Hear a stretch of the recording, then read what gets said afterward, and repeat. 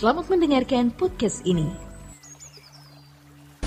Mari kita membuka Alkitab kita dari Yohanes pasal 14. Yohanes 14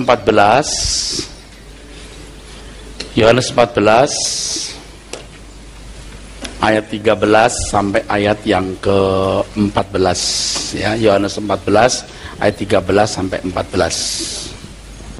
Dan apa juga yang kamu minta dalam namaku, aku akan melakukannya, supaya Bapa dipermuliakan di dalam Anak. Jika kamu meminta sesuatu kepadaku dalam namaku, aku akan melakukannya. Saudara, orang-orang Kristen dalam doa sudah terbiasa mengucapkan kalimat dalam nama Tuhan Yesus Kristus. Apa maknanya itu sebenarnya? Kalau mengacu pada beberapa ayat, ini termasuk salah satunya, ada beberapa ayat lain yang berbicara mengenai doa dalam nama Tuhan Yesus. Dikesankan bahwa dengan nama itu, maka permintaan seseorang akan dikabulkan oleh Allah. Seakan-akan dengan nama Tuhan Yesus Kristus, seseorang dapat memaksa Tuhan untuk memenuhi permintaannya. Seakan-akan dengan dalam nama Tuhan Yesus Kristus, Allah tidak berdaya terhadap desakan permintaan seseorang yang menggunakan nama itu. Dan jujur saja, dulu juga saya sempat berpikir demikian. Secara langsung atau tidak langsung, kita mempengaruhi orang lain juga memiliki konsep yang sama. Dan saya kira kebanyakan orang Kristen masih memiliki pikiran itu. Ini adalah pemikiran yang salah, keliru. Dengan nama Tuhan Yesus Kristus, seakan-akan manusia bisa menguasai Tuhan sendiri. Begitu. Saudara, dalam hal ini terjadi pembalikan hierarki. Mestinya kita yang harus didominasi oleh Tuhan, bukan sebaliknya. Tuhan tidak akan memberikan kekuasaan atau hak-hak tanpa batas kepada orang dengan menyebut namanya sekalipun. Tuhan tidak akan memberikan hak-hak tanpa batas. Dan hak-hak untuk mengatur Tuhan, bahkan sedikit mengatur Tuhan. Tuhan terlalu agung dan besar, saudara. Kita itu debu, saudara. Kita ciptaan. Justru penggunaan nama Tuhan Yesus Kristus dimaksudkan agar segala sesuatu yang kita lakukan, termasuk menyampaikan suatu permintaan kepada Allah Bapa, harus dalam kontrol dan kehendak Tuhan Yesus. Justru sebaliknya. Jadi konsep yang dimiliki oleh banyak orang itu kebalikan dari konsep yang benar. Ironis sekali, saudara. Dan jarang orang mengungkapkan hal ini. Jarang orang mengungkapkan hal ini. Justru penggunaan nama ini dimaksudkan agar segala sesuatu yang kita lakukan, termasuk ketika kita menyampaikan suatu permintaan kepada Allah Bapa, harus dikontrol, harus dalam kontrol, maksud saya, harus dalam kontrol dan kehendak Tuhan Yesus. Jadi kalau seseorang berdoa dalam nama Tuhan Yesus Kristus, maka ia tidak diperkenan menyampaikan suatu permintaan yang tidak sesuai dengan kehendak si pemilik nama itu. Tidak boleh menyampaikan suatu permintaan yang tidak sesuai dengan kehendak si pemilik nama itu, yaitu nama Tuhan Yesus Kristus. Betapa tidak bijaksana dan cerobohnya kalau seorang ayah memberikan pistol kepada anak, lalu kamu boleh pakai pistol itu, suka-suka kamu. Atau paling tidak, seakan-akan dia boleh menggunakan pistol itu tanpa persetujuan oleh ayahnya. Ini tidak main-main, saudaraku. Hal ini sama dengan kita tidak boleh menggunakan nama seseorang tanpa diketahui dan disetujui oleh pemilik nama tersebut. Dalam kehidupan sehari-hari saja, dalam hidup bersosialisasi, berkomunikasi dengan manusia lain, kita tidak boleh loh menggunakan nama orang di luar persetujuannya. Coba, apalagi ini nama Tuhan. Bagaimana bisa kita menggunakan tanpa mempertimbangkan apakah yang kita lakukan ini sesuai kehendak Dia atau tidak? Bagaimana kita bisa melakukan hal itu dengan ceroboh? Orang yang menggunakan nama Tuhan Yesus tanpa menggumuli apakah permintaan atau keinginannya disetujui oleh Tuhan atau tidak, itu orang yang tidak menghormati Tuhan Yesus. Ia bertindak ceroboh, dan dengan cara demikian ia bertindak tidak pantas kepada Tuhan. Ia bertindak tidak pantas kepada Tuhan. Saya pernah cerita bagaimana anak mahasiswa saya menggunakan nama saya memanggil salah seorang murid, ya. Itu beberapa kali saya ceritakan, dan saya akan ceritakan lagi supaya ini contoh yang sangat tepat untuk menunjukkan bahwa kita tidak boleh menggunakan nama Tuhan sembarangan. Nama seorang pemimpin perguruan tinggi saja tidak boleh dipakai sembarangan. Sebagai seorang rektor, saya bisa manggil dosen, saya bisa memanggil pembantu rektor, saya bisa memanggil siapa saja. Nah, ini bayangkan saudara, mahasiswa bercanda dengan temannya, kamu dipanggil Pak Eras, mana berani dia nggak datang, saudara? Datang. Ya Pak, siapa yang suruh kamu datang kemari? Teman Pak, panggil dia. Begitu datang, saya tanya, saya suruh kamu memanggil teman ini? Bercanda Pak. Saya tempelin dengan kekuatan tenaga dalam setinggi-tingginya.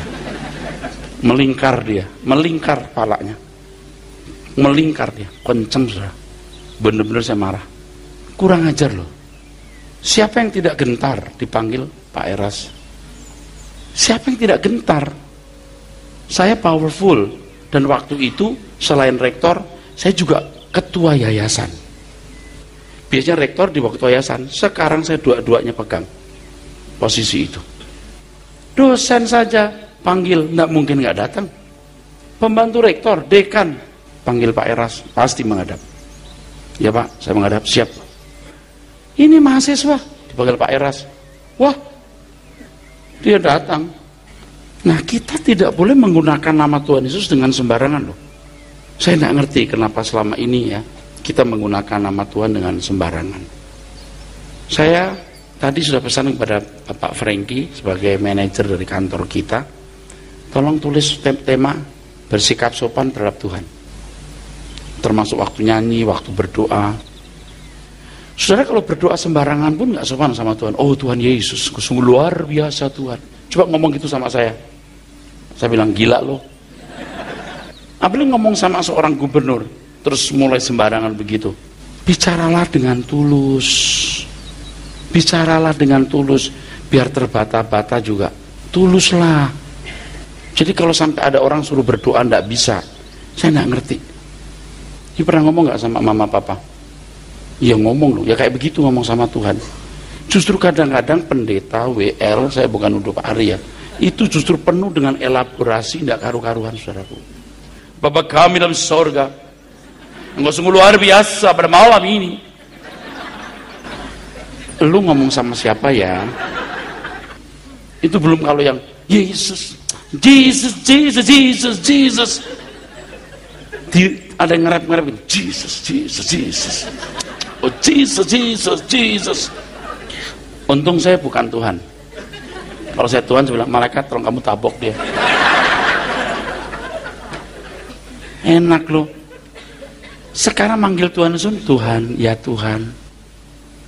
Saya sih jarang manggil Yesus, itu juga jarang. Tuhan Yesus, itu juga nggak sembarangan loh saudaraku, ya. Ini kok Jesus, Jesus, Jesus. Coba saudara gini, Eras, Eras. Jangan seperti orang-orang Indonesia kalau manggil presidennya cuman SBY, SBY. Mbok Yo bilang Bapak Presiden, Pak SBY, lumayan. Itu di TV SBY, SBY. Marah salah, nggak marah salah. Pusing deh orang Indonesia. Saya bukan keluarga Cikeas ya. Saya keluarga kerajaan Allah. Cuman saya bilang mau yo sopan sama Tuhan. Ya, ini sama presiden juga sopan lah gitu loh. Aduh, dulu zaman Pak Harto tuh, Bapak Presiden Pak Harto, nggak ada bilang Harto tukang kerupuk gitu emangnya. Sembarang ngomong. Oke, sekarang dalam nama Tuhan itu juga tidak boleh sembarangan loh. Tidak boleh sembarangan. Dikit-dikit dalam nama Yesus. Dalam nama Yesus. Sembarangan, saudaraku. Tidak boleh itu. Ya. Yohanes 15 ayat 7. Jikalau kamu tinggal di dalam aku dan firman-Ku tinggal di dalam kamu, mintalah apa saja yang kamu kehendaki dan kamu akan menerimanya. Ya, coba mintalah apa saja yang kamu kehendaki. Sampai ada teori daya cipta perkataan. Seperti Allah berkata jadilah, kita sebagai anak Tuhan, kamu katakan, kamu imani akan jadi.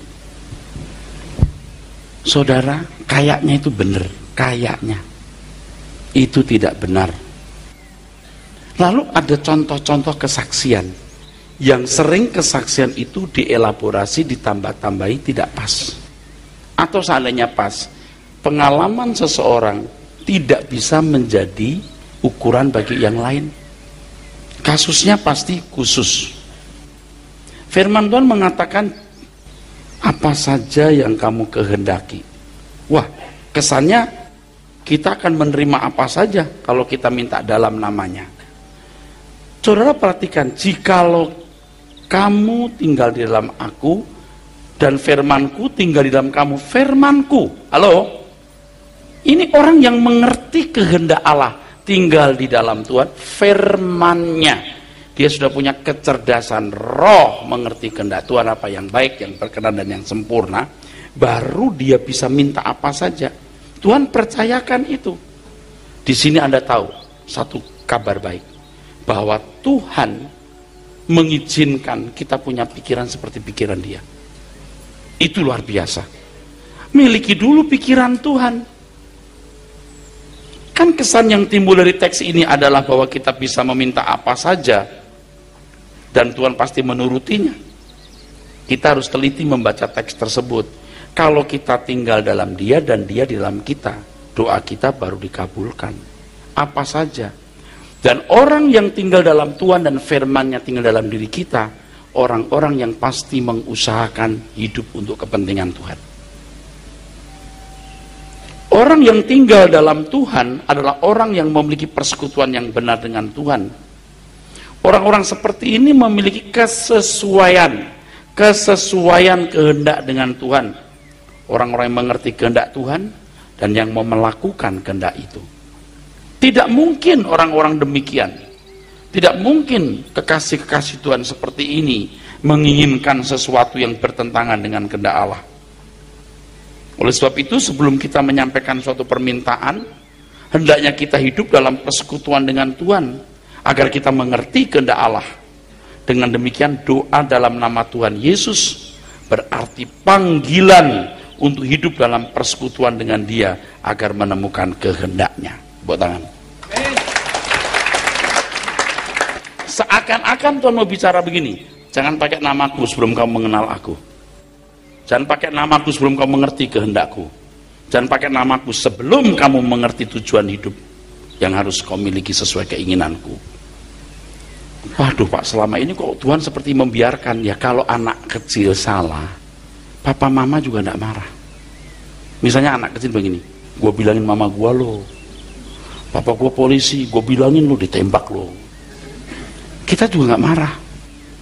Tapi kalau gede umur 40 tahun masih, gue bilang papa gue lo ditembak.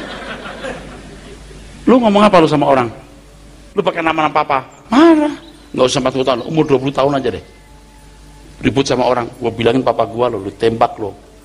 Papanya orang bijaksana, kamu tidak boleh sembarangan pakai nama papa, merusak nama korps papa. Emangnya boleh main tembak? Nah, ngerti nggak saudara? Jadi kalau masih orang anak-anak rohani, belum dewasa, Tuhan maklum. Nanti kita akan belajar soal ini. Tapi kalau sudah dewasa, hati-hati saudara. Orang Kristen yang benar itu doanya juga mesti tulus. Saya berbicara kepada salah seorang sahabat dan aktivis atau pendamping saya bilang gini, kalau kamu khotbah ya, waktu berdoa di mimbar, kamu menemukan hati kamu mau ngomong apa, ucapkan itu. Jangan bikin kalimat yang biasa dipakai mesti begitu. Temukan, kalau mau panjang-panjang, mau pendek-pendek, begitu. Maka orang harus tiap hari berdoa sampai dia menemukan apa yang harus dikatakan pada waktu dia berdoa. Kadang-kadang mau panjang, kadang-kadang pendek, kadang-kadang Tuhan, terima kasih untuk kesempatan malam ini mau mendengar firman-Mu. Kami sambut firman-Mu dalam nama Tuhan Yesus Kristus. Lebih baik begitu daripada kami bersyukur Tuhan, cuaca yang indah Kau berikan kepada kami. Hari yang baik. Oh Tuhan, luar biasa Tuhan, langit. Aduh, apalagi itu. Menurut ramalan cuaca Tuhan, apalagi. Berbicaralah sepantasnya. Saya tuh masih belajar loh seni bicara begitu. Seni bicara dengan Tuhan yang tulus. Saya masih belajar. Sekelas saya ini masih belajar.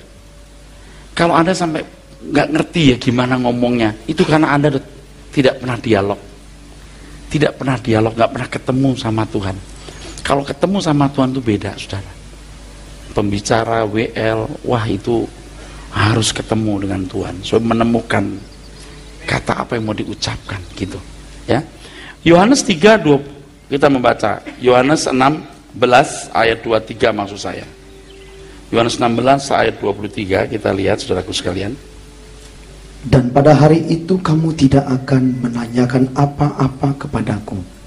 Aku berkata kepadamu, sesungguhnya segala sesuatu yang kamu minta kepada Bapa akan diberikannya kepadamu dalam namaku. Pada hari itu kamu tidak akan menanyakan apa-apa. Erotao. Menanyakan itu erotao. Erotao. Erotao, saudaraku sekalian. Jadi erotao ini artinya Anda tahu nggak? Lebih tepat selain bertanya juga mendesak, request, entreat, beg, beseech, mendesak. Ini saya bikin ini bukan sekarang, saya lihat kamu saja. Saya nggak tahu ya, kadang-kadang terjemahan Indonesia dia pilih kata bertanya ya. Padahal pada hari itu kamu tidak akan mendesak aku. Tapi mungkin pusing kali mendesak. Kamu nggak nanyakan apa-apa, itu lebih pusing lagi kita. Maksudnya apa? Tidak mendesak. Setelah seseorang hidup dalam persekutuan dengan Tuhan, maka ia tidak akan mendesak Tuhan untuk suatu keinginan pribadi.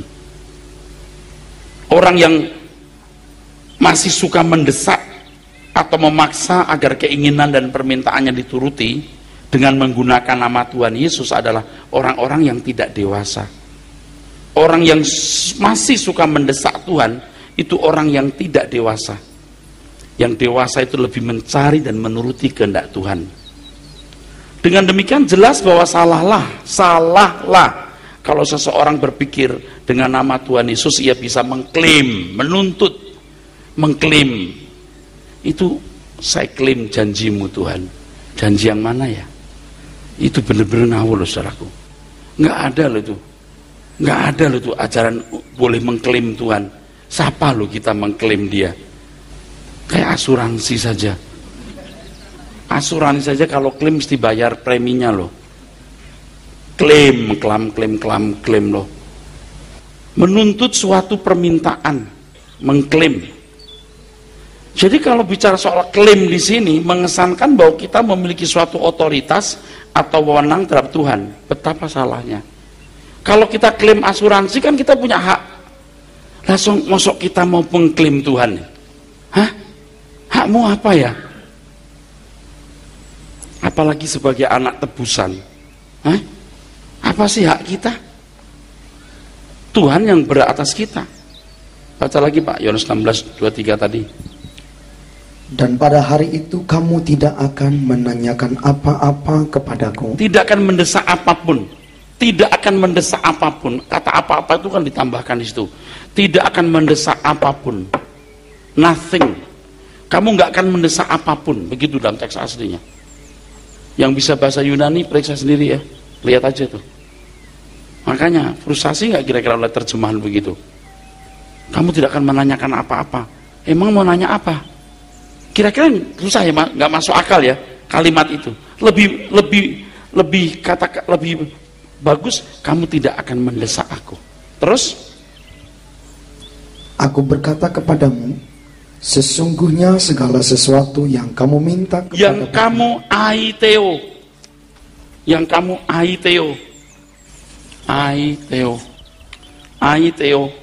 yang kamu minta. Aiteo bisa berarti ask, meminta, beg, bermohon, crave, mendambakan, desire, merindukan atau mengini, require, membutuhkan. Jadi apa yang kamu rasa butuh, yang kamu dambakan, gitu kira-kira. Terus? Akan diberikannya kepadamu dalam namaku. Nah, yang kamu dambakan itu apa? Nanti kita belajar lagi. Yang kamu inginkan, kamu dambakan, itu sesuatu yang sesuai dengan iramaku. Nanti kita lihat penjelasan berikut. Itu hebat sekali loh Alkitab tuh. Tapi nggak mendesak.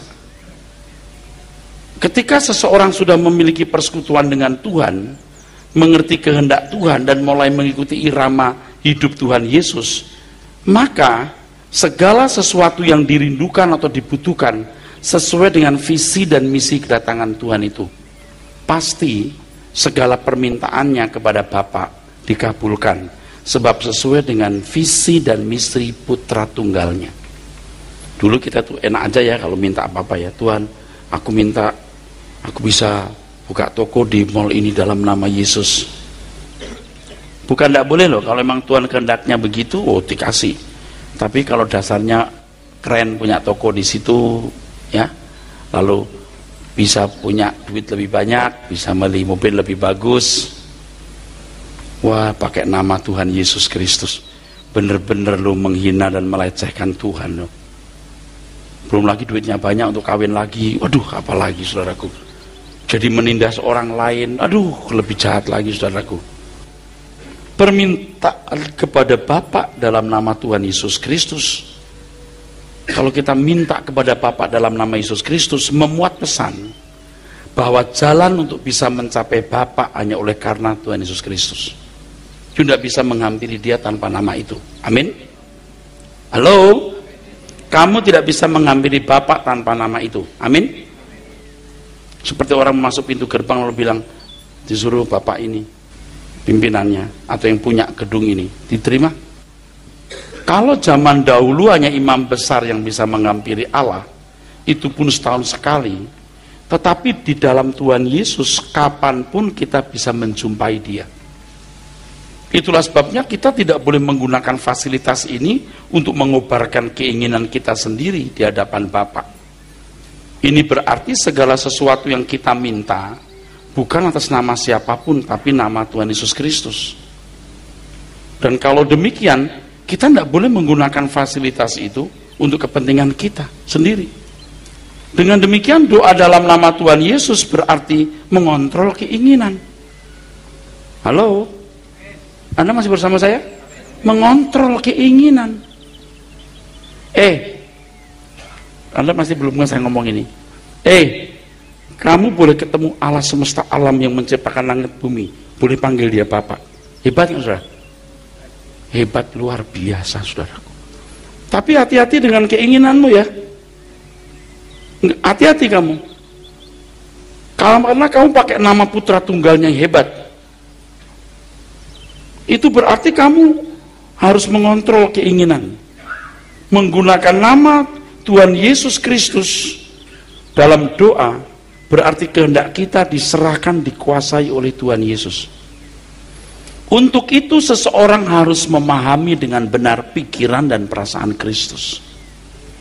Sebab ketika kita mendapat jalan masuk ke menghadap Bapa, saudara, kita tidak membawa kepentingan kita loh. Nanti kita khusus bicara itu. Kita membawa kepentingan si pemilik nama itu. Nggak boleh kita dompleng lalu mencari keuntungan diri sendiri dengan menggunakan nama itu. Jadi benarlah kata Paulus, kita harus memiliki apa? Pikiran, perasaan Kristus. Memiliki pikiran, perasaan Kristus. Dan mengaku hidupku bukan aku lagi, tapi Kristus yang di dalam aku. Makanya boleh boleh pakai namanya. Kolose 3 dan 4. Kolose pasal 3 ayat 3 dan 4.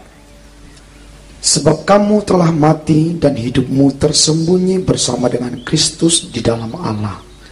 Apabila Kristus yang adalah hidup kita menyatakan diri kelak. Kristus yang adalah hidup kita. Coba, ini berkaitan hidupku bukan aku lagi, tapi Kristus. Aku tidak membawa pikiran perasaanku, aku tidak membawa kepentinganku, aku tidak membawa urusanku, aku membawa urusan majikanku yang membeli aku dengan darahnya, di mana aku menjadi miliknya. Coba bayangkan, hebat sekali loh itu. Makanya itu nggak gampang loh kita bilang sama orang dalam nama Yesus, bangkit kamu. Aduh saudara, itu nggak gampang loh. Petrus kok begitu? Petrus punya hubungan dengan Tuhan baik, saudaraku. Saya pernah cerita di sini kan, saya akan hampir membangkitkan orang mati. Hampir membangkitkan orang mati saya. Jadi ketika di rumah sakit Husada, di ruangan ICU-nya, saya diminta untuk berdoa. Itu sudah lama sekali, saudaraku. Ya, doa lama sekali. Yang sakit ini kakak tertua yang pegang perusahaan keluarga. Pas saya masuk, pas bunyi kardiogram yang tit, tut, pas tut, saya seperti malaikat maut, saudaraku. Pas muka, pas tut, gitu saudara. Jadi itu langsung, wah, itu suster, dokter langsung bergerak gitu, gitu. Terus kayak setrikaan dua itu, dihentakkan dadanya gini, duas gitu. Nggak lama ya, istrinya datang, mamanya datang. Mamanya itu terguling-guling ya, di bawah gitu. Saya itu lupa mamanya tuh istrinya terguling-guling di bawah. Kakinya begini, gitu. Itu di ruang ICU yang teduh, jadi gaduh. Saya di sampingnya gini itu. Terus dokternya dipaksa sama istrinya, keluarkan alat-alat lagi, dok, keluarkan. Dokternya itu nedok, orang Tionghoa tapi medok, kayak ya orang Cina Jawa ini berarti. Semua sudah saya lakukan. Semua sudah saya lakukan, upaya kami sudah. Terus kan didesak ya, deseknya itu kayak ini ngomong, dokter mundur-mundur gini, semua sudah. Kamu dokternya masih muda, kayaknya di situasi begitu kan orang juga udah kalap gitu. Semua sudah kami upayakan. Saya bengong diem. Itu ibu yang gulung-gulung langsung ketemu saya, Pak Pendeta, doakan Pak Pendeta. Suruh ngidupin saya. Jadi saya diam gini. Saya lihat situasi itu, saya hampir menghidupkan dia loh Pak. Saya jadi ingat Tuhan Yesus memanggil Lazarus. Lazarus keluarlah. Saya hampir ngomong dalam nama Yesus, kok bangun. Itu sudah ada godaan yang begitu kuat untuk membangkitkan dia loh saya. Saya udah mau, kok dalam nama Yesus bangun, bangkit. Untung saya nggak ngomong. Kalau saya ngomong dia nggak bangkit, apa kata orang?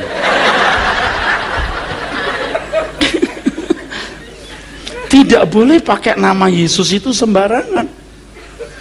Waktu itu saya ada godaan loh untuk membangkitkan orang. Seandainya nggak bangkit, jadi apa? Dalam nama Yesus, kok bangkit kok, bangun dong. Duh. Jadi saya bersyukur, saya menahan mulut saya diam terus gitu. Pak Pendeta, tolong Pak Pendeta doakan Pak Pendeta hidup. Oh ya, hidupkan Pak, hidupkan itu. Kata hidupkan itu.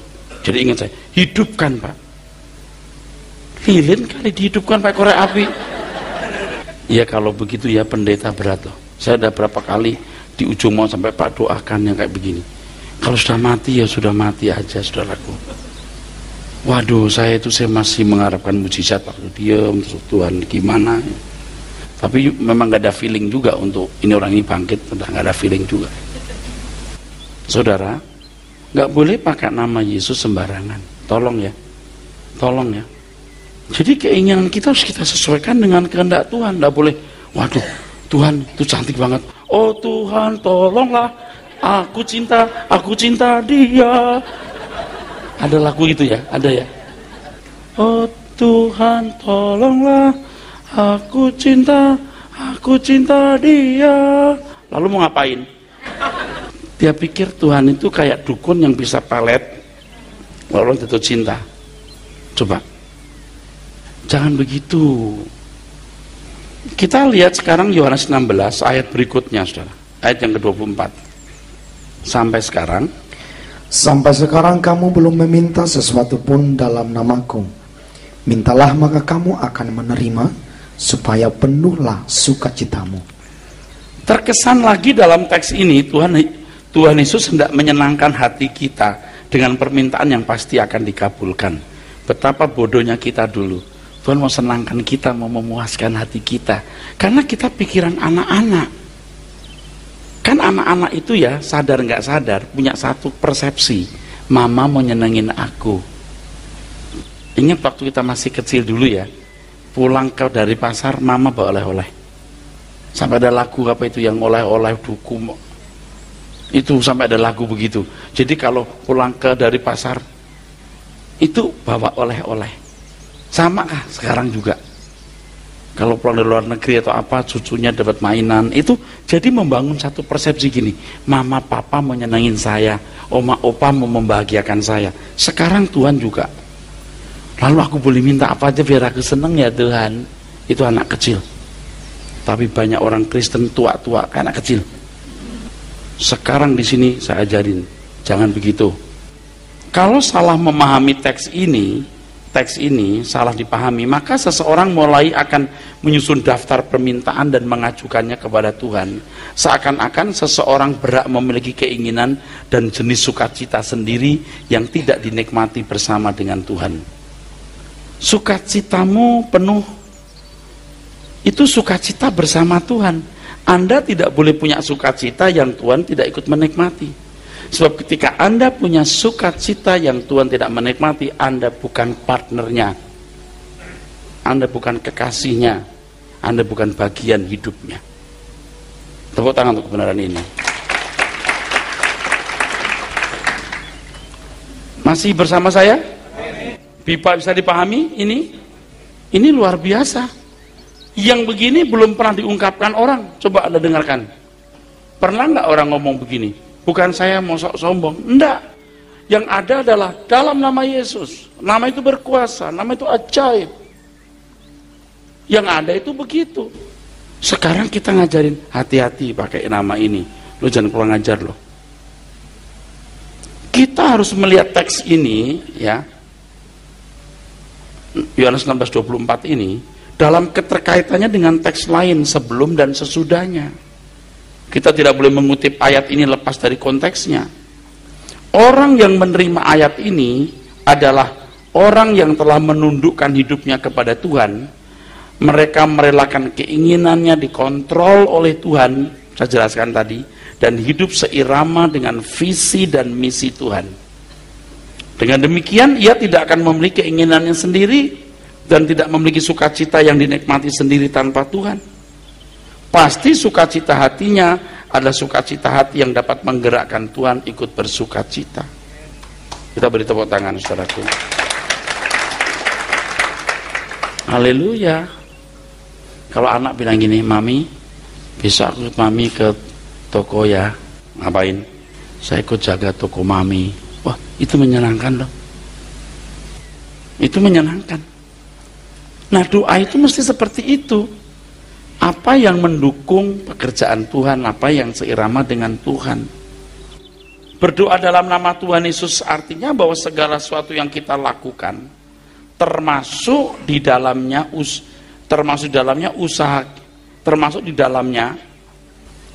usaha untuk kepentingan Tuhan Yesus sepenuhnya.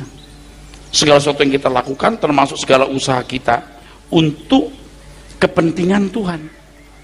Anda tidak boleh menggunakan nama Tuhan untuk kepentingan saudara sendiri, tidak boleh. Kolose 3 ayat 17. Kolose 3 ayat 17. Dan segala sesuatu yang kamu lakukan dengan perkataan atau perbuatan, lakukanlah semuanya itu dalam nama Tuhan Yesus, sambil mengucap syukur oleh Dia kepada Allah Bapa kita. Artinya segala sesuatu yang kamu lakukan dalam nama Tuhan Yesus Kristus itu untuk kepentingan Tuhan. Saudara, mungkin kalau saya dari kemarin dulu selalu ngomongnya begitu ya, kesannya kok fana, kok ekstrim banget ya. Saudara, sebenarnya bukan ekstrim, ini standar. Ini mah sebenarnya bukan ekstrim, saudara, ini standar. Sebab nih saudara, Anda bangun di kekekalan tak terhingga, seperti mimpi. Seperti mimpi. Segala sesuatu yang kita lakukan sekarang ini untuk Tuhan. Sebab jika tidak berarti untuk setan. Orang binasa. Nanti kalau kita sudah mati, kita di kekekalan, kita hidup di sini, di mana iblis sudah tidak ada, itu aman selamanya. Apapun yang kamu lakukan aman. Sekarang kalau kamu tidak melakukan untuk Tuhan, itu tidak aman. Tepuk tangan. Anda bisa mengerti? Paham saudara? Nangkep saya ngomong. Kalau Anda hidup untuk diri sendiri di sini, nggak aman. Kalau tidak hidup untuk Tuhan, itu nggak aman, udah bahaya. Baik kau makan atau minum atau melakukan segala sesuatu, lakukan semua untuk kemuliaan Allah. You aman di sini. Nanti apapun yang kamu lakukan pasti aman karena nggak ada setan. Jadi ini cuma 70-80 tahun sampai 90 tahun. Ya udah, kita habisin aja untuk Tuhan semua. Nanti kita akan memiliki dunia yang tidak ada bahayanya. Sekarang bahaya. Kamu tidak bisa mengabdi kepada dua Tuhan. Tuhan saja sudah. Ya udah, Tuhan 80, dunia 20. Nggak ada. Tuhan sepenuhnya atau tidak usah sama sekali. Aduh saudara, ini saya ngomong nggak ada kepentingan apa-apa. Yang datang tadi pagi pasti tahu deh. Tepuk tangan untuk kebenaran Tuhan, saudaraku. Tolong ya, Anda mesti memahami ini. Mencukupi keluarga itu bagian dari pelayanan, iya. Itu bagian dari pengabdian kepada Tuhan. Tapi jangan tenggelam di situ. Tanya, Tuhan bagianku apa untuk menyelamatkan orang lain? Kan tadi saya katakan bahwa orang yang kerja keras sekarang ini, yaitu bagaimana memiliki moral Allah dan menolong orang lain juga punya moral Allah, saudaraku, itu di kemudian hari dia akan menikmati hidup. Kayak mimpi kan, begitu bangun jebret, oh mimpi buruk kemarin itu, aku capek-capek di dunia. Itu kalau dalam masa aniaya itu ya disembelih, dibunuh, dikejar-kejar, takut-takut, begitu mati itu, ya kayak mimpi. Syukur aku udah sampai di surga. Makanya pada masa aniaya juga situasinya lebih mendukung orang masuk surga sebenarnya untuk orang Kristen yang setia. Seperti mimpi. Tapi kalau sekarang orang kan nikmat, nyaman, mimpi indah. Mimpi indah. Mimpi indah berarti kekekalan yang buruk, betul? Kalau mimpi buruk berarti kekekalan yang baik. Biar aja kita bikin mimpi buruk sekarang. Hidup susah, berusaha untuk hidup benar, membela Tuhan tanpa batas. Aduh, saya suka kadang-kadang lihat orang sama Tuhan kok hitungan banget. Kamu tuh kayak nggak menghormati Tuhanmu loh. Pusing saya, bener-bener saudara. Sampai saya itu merasa haram gitu kalau terima duit dari orang-orang yang nggak cinta Tuhan, cuma nyumbang, haram saya. Makanya udah, you bener dulu, hatimu beres, lu baru dukung pekerjaan Tuhan. Kalau belum, nggak usah nyumbang deh. Karena dasarnya nggak bener, saudaraku. Lakukan semua dalam nama Tuhan Yesus. Berarti untuk kepentingan Tuhan. Untuk kepentingan Tuhan. Kalau tadi sesuai dengan kehendaknya, betul? Pasti dong. Ini lebih tajam lagi, untuk kepentingan Tuhan. Yohanes 14 tadi kita kembali lihat. Yohanes 14. Yohanes 14 ayat 13-14. Anda kan melihat maksud Tuhan di situ. Coba. 14, 13. Dan apa juga yang kamu minta dalam namaku, aku akan melakukannya, supaya Bapa dipermuliakan di dalam anak. Supaya Bapa dipermuliakan dalam anak. Jadi yang dia minta itu pasti untuk kemuliaan Bapa di dalam Tuhan Yesus. Ulangi kalimat itu. Dan apa juga yang kamu minta dalam namaku? Apa juga, jadi nggak ada yang lain. Apa juga, apapun yang kamu minta dalam namaku. Terus? Aku akan melakukannya, supaya Bapa dipermuliakan. Supaya Bapa dipermuliakan di dalam anak. Itu untuk kepentingan Tuhan Yesus. Nggak ada untuk kepentingan kita. Bagaimana kita bisa untuk kepentingan diri sendiri? Bagaimana bisa? Gimana kita ngajarin klaim janjinya dalam nama Yesus itu apa? Ya apa saja, enak loh. Nggak ada itu begitu. Coba apa ngaco itu orang-orang, betul nggak? Jahat dan ngaco, ngawur dan nakal. Tepuk tangan untuk kebenaran ini. Saya kadang-kadang juga heran, kenapa ya kok nggak diajarin begini dari dulu ya? Bingung saya. Dan saya juga kadang-kadang bertanya gini, Tuhan, kenapa dari dulu kok saya nggak diajar begini ya sama pendeta-pendeta pendahulu saya ya? Yang ada itu ya di gereja Protestan dan gereja Pentakosta. Pokoknya dalam nama Yesus saja. Pokoknya bolehlah kita minta apa saja. Pokoknya dalam nama Yesus saja. Justru jangan pakai nama Yesus kalau kamu nggak mengerti kehendaknya. Dan pakai nama Yesus kalau kamu tidak mengerti pikiran perasaannya. Dan menggunakan nama Yesus kalau kamu tidak mengerti visi dan misinya. Wah saudara, betapa bedanya, tapi nggak apa-apa.